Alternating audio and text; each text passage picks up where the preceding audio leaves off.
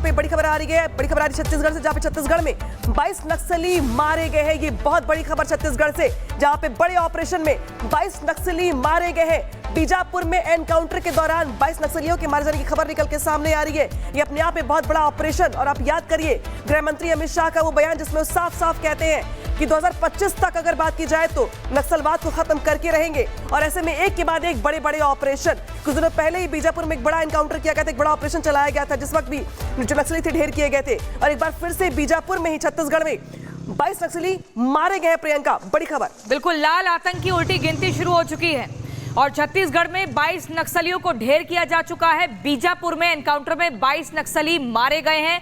सुरक्षा बलों को एक बड़ी कामयाबी हाथ लगी है और ये संख्या धीरे धीरे बढ़ेगी, क्योंकि इन नक्सलियों का एकदम सफाया करना है, यही ठाना है भारतीय सरकार ने, जिसको लेकर कई बार अमित शाह बयान भी दे चुके हैं और आश्वासन भी दे चुके हैं। बाकायदा टारगेट दिया है कि ये समय सीमा है 2025 के अंत तक इन नक्सलियों का सफाया करना है।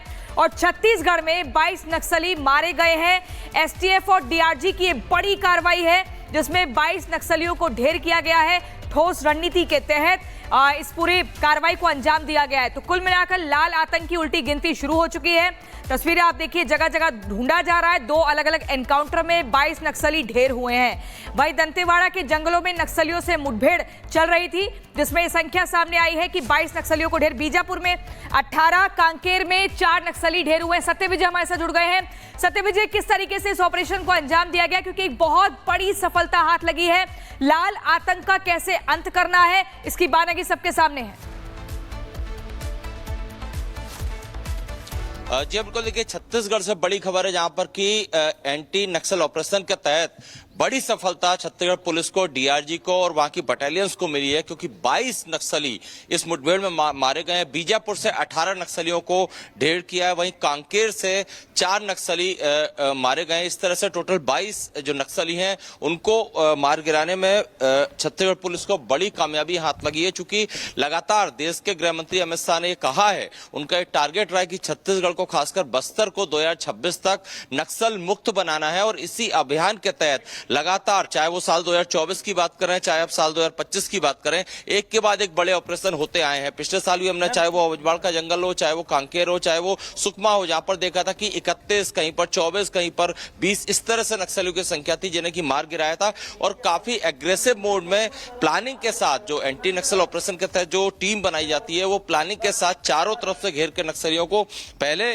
वो कोशिश करते हैं कि अगर नक्सली सरेंडर कर दें तो कोई दिक्कत नहीं, अगर वो ऐसा नहीं करते हैं। आप यहाँ पे दे रहे कि किस तरीके से इस बड़े ऑपरेशन को अंजाम देकर, शुक्र तमाम जानकारी के लिए। और अब खबर आ रही है मेरठ से, जहां पे मेरठ हत्याकांड में तंत्र मंत्र का एंगल सामने आया है। मेरठ हत्याकांड को लेकर सनसनीखेज खुलासा हुआ है, जहां पे आरोपी साहिल के कमरे से शैतान की तस्वीर मिली है और कमरे में रहस्यमय तांत्रिक प्रतीक चिन्ह भी मिले हैं। और यही वजह है कि इस पूरे हत्याकांड में तंत्र मंत्र का एंगल जो है निकल के सामने आया, क्योंकि आरोपी जो साहिल है, जिसने इस बड़ी वारदात को अंजाम दिया, उसके कमरे से जैसी चीजें मिली हैं जो इस बात की ओर इशारा कर रही हैं कि साहिल तंत्र मंत्र में भी शामिल था। से मिलती थी वो मुस्कान, आपको पता है? मुझे कुछ नहीं पता बेटा, मैं तो नीचे रहती थी, वो ऊपर कमरे में रह के। घर में हाँ, कोई है ही नहीं कोई घर में। किसके साथ आई हैं आप? मैं तो अकेली आ जाती हूँ। आप लोग को जानकारी थी कि वो शिमला गए हैं? नहीं, मैंने कि तू कहाँ जा रहा है काके में, तो वो कहने लगा मैं घूमने जा रहा हूँ। मैंने कि चल, कितने दिन हो गए घर में रह गए, घूमने जा रहा हूँ। मैं कहा, मैंने कि ये घूमने गया है। और मैं चली गई अपने मामा के। कहाँ? क्योंकि पहले 8-9 महीने हो गए मेरे मामा का लड़का गुजर गया था, तो होली पे जाते हैं ना, तो मैंने कि मैं होली पर तो नहीं आऊँगी, होली के बाद आऊँगी, क्योंकि गुरुजी हमारे सतपाल जी महाराज हैं। मैंने कि ये मुरादनगर नहर पे आते हैं, उनके दर्शन करके मैं आऊँगी। तो मैं चली गई वहाँ पे। नशा करता है साहिल, ये पता था आपको? है, नशा करता है साहिल।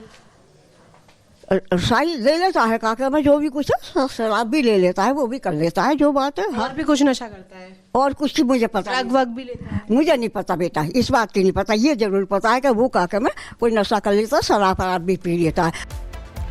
तो अब देखिए, अब मेरठ हत्याकांड में अब ब्लैक मैजिक की भी एंट्री हो चुकी है। कहा जा रहा है कि आरोपी जो प्रेमी साहिल है, उसके कमरे से बहुत ही आपत्तिजनक चीजें निकलकर सामने आई हैं, जहां पर शैतान की तस्वीर है और कुछ ऐसे चिन्ह हैं, ऐसे निशान हैं जो बहुत ही अचंभित करते हैं, हैरान करते हैं। कुछ अंग्रेजी में कोटेशंस भी लिखी हुई हैं जिनका मतलब काफी अलग है। लेकिन आप तस्वीरों में जो ड्रम देख रहे हैं, यही वो नीले रंग का ड्रम है जिसके अंदर जो मृतक सौरभ राजपूत की बॉडी के 15 टुकड़े करके डाल दिए गए थे और ऊपर से सीमेंट का घोल डाला गया।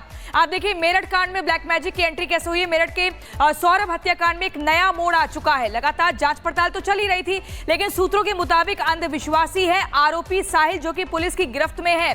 आरोपी के कमरे से शैतान की तस्वीर मिली है और वही शैतान की तस्वीर बता रही है कि किसी तरह के काले जादू में इन्वॉल्व था। आरोपी साहिल के घर में कई रहस्यमय चीजें मिली है। साहिल के घर में रहस्यमय तांत्रिक चिन्ह भी मिले हैं। इसके अलावा कमरे की दीवारों पर ये देखिए, घर के कमरे के भीतर की तस्वीरें देखिए कैसे यहाँ अलग अलग ये चिन्ह दिख रहे हैं। इन्हीं चिन्हों को देखकर लग रहा है कि एक काले जादू जैसी चीजों में संलिप्त था आरोपी साहिल। और कमरे के भीतर की एक्सक्लूसिव तस्वीर हम दिखा रहे हैं। यही वो कमरा है जिसके भीतर आरोपी साहिल रहता था और यहाँ पर काला जादू जैसी चीजों को कहा जा रहा है कि काला जादू जैसी चीजों में इन्वॉल्व था।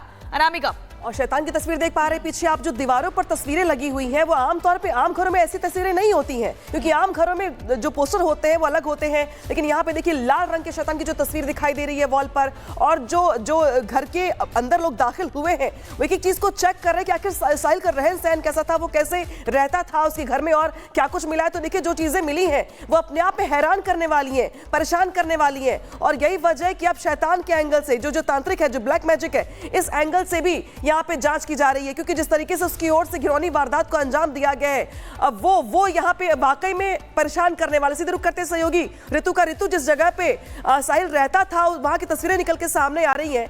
ये वाकई में हैरान करने वाला है, परेशान करने वाला है और साफ साफ नजर आ रहा है कि साहिल कोई सामान्य नहीं था, वो शामिल था ब्लैक मैजिक जैसी चीजों में। बिल्कुल अनामिका, आपने ठीक कहा है। और मेरठ का जो ये सनसनीखेज मामला है, ये जो प्रकरण है, ये अब लगातार नया मोड़ लेता हुआ नजर आ रहा है। और यहाँ पर अब एंट्री अंधविश्वास की हो चुकी है, तंत्र विद्या की हो चुकी है। और ये बताया जा रहा है कि जो साहिल है वो इन्वॉल्व था इस तरीके की तंत्र विद्या में। तस्वीर हम आपको दिखा दें, ये वही साहिल का घर है जिसमें इस वक्त अभी ताला लगा हुआ आपको नजर आ रहा होगा, क्योंकि पुलिस जो है अब छानबीन कर रही है। इस पूरे घर को बंद कर दिया गया है ताकि जो सबूत है उनके साथ छेड़छाड़ ना हो सके। इस खास तौर पर इसको लेकर के भी अब ध्यान दिया जा रहा है। आपको बता दें, इस तरफ जरा है तस्वीर दिखाइए, ये घर साहिल का घर है। और इसके साथ साथ आपको बता दें, अंधविश्वास को लेकर के जो बात सामने आ रही है, जो दीवारें हैं वो चीख चीख कर बता रही है कि उसका इंटरेस्ट किस तरफ था। भोलेनाथ की तस्वीर स्क्रिबल किया करता था दीवारों पर। इसके साथ साथ आपको बता दें, कई ऐसे कंड है, कई ऐसे एलिमेंट्स है जो उसके दीवार पर देखने को मिले। सिगरेट के पैकेट्स टेबल पर रखे हुए मिले। ये तस्वीरें भी रिपब्लिक भारत ने सबसे पहले दिखाई थी। और इसके बाद अब क्योंकि पुलिसिया जो कार्रवाई है वो यहां पर की जा रही है, इस लिहाज से इस पूरे घर को बंद कर दिया गया और अब जांच पड़ताल का जो दायरा है वो बढ़ाया जा रहा है। दूसरी तरफ घर की हम ले जाना चाहेंगे, वहां पर भी आपको तस्वीर दिखाते हैं। ये बैकड्रॉप की तस्वीर है, इस तरफ आपको दिखाते हैं। ये ऊपर की तरफ साहिल रहा करता था, वो भी तस्वीर आप मैं चाहूंगी दिखाइए। हालांकि अभी इस दरवाजे को बंद कर दिया गया है और यहाँ पर पुलिस की जो जांच है वो की जा रही है। साथ ही साथ अनामिका, आपको ये भी बता दूं, क्योंकि जो हुलिया है साहिल का, वो हुलिया भी काफी कुछ बयां कर रहा है। वो जटाए रखा करता था। इसके साथ साथ जब वो चलता था, जब वो लोगों से बातचीत करता था, ज्यादा इंटरेस्ट नहीं लिया करता था। जो लोगों से हमने बातचीत की, आस पड़ोस में जो लोग रहते हैं उनसे जब हमने बातचीत की, उन्होंने कहा कि वो अपने में ही रहता था, वो घर में रहता था, अंदर ही रहा करता था और जब काम लगता था तब बाहर जाता था, उसके बाद फिर वापस घर आकर घर में ही रहता था। और मुस्कान के साथ जो इसने कृत्य किया है, सौरभ राजपूत की जो हत्या की है, वो बताया जा रहा है कि इस घर में मर्डर के बाद वो जो बॉडी पार्ट्स है, कुछ बॉडी पार्ट्स लेकर के भी पहुंचा था। ये भी सूत्रों का दावा है कि यहाँ पर जो मुंडी है सौरभ की, शव की बॉडी के जो पार्ट्स है वो लेकर के यहाँ पर पहुंचा था साहिल, और इसके बाद यहाँ से वापस ले